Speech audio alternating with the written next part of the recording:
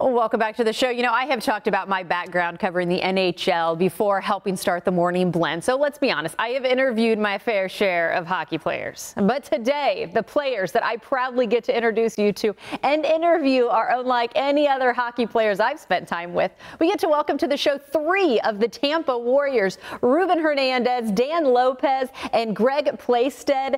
Guys, welcome to the show. I am so glad you guys are here. Thank you for inviting us. So let's first talk a little Tampa Warriors. In case people have never heard of you guys, I'm so glad that we're sharing this message today. Ruben, give us a little background, if you will. The Tampa Warriors is a veteran hockey team. Started in 2018, probably about 20 guys. Now we're up to about 120 guys.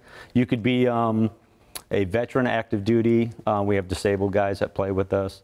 So just whatever your rating is. But if you're a vet or active duty, and sometimes we let some first responders, firemen, who put some time into our group, join the group and come on out and have a lot of fun with the vets. You know what? I love being able to hear this. Of course, thank you for your service and now being able to get to see you on the ice. Let's talk about what this does. And I know there's a big event that we want to touch on that is happening tonight. Dan, what has this been able to do for you? Because I know going from, into the civilian world, that the civilian world is a bit of a transition for a lot of people. How does playing hockey help that? So I just retired out of the military from 30 years, right? Oh, wow. 30 years in the Army.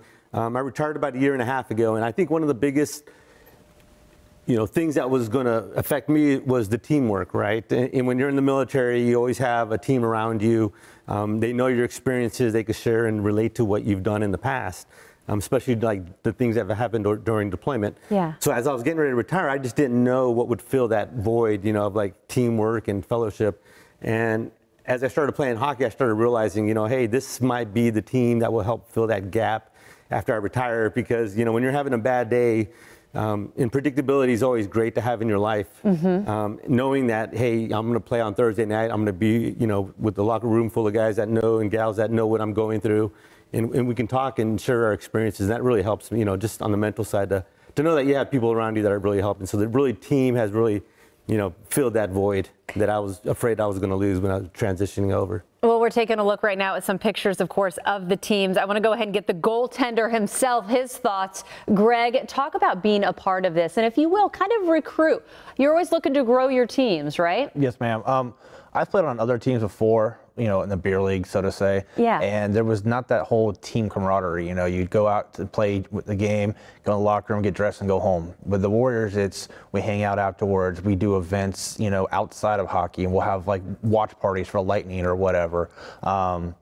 Plus, there's also a lot of guys that have like other favorite teams, so it's kind of that bantering back and forth. Yeah. Like, hey, we're Bolts fans. Well, you're a Sabres fan. You don't belong here, type thing. So, but it's more of a team. It's like a family. Well, let's go ahead. We only have about a minute left, and I want to talk about this event that's happening tonight. Military suicides happen way too often, and this event really is trying to raise awareness. Tell us about it and what we can do to help.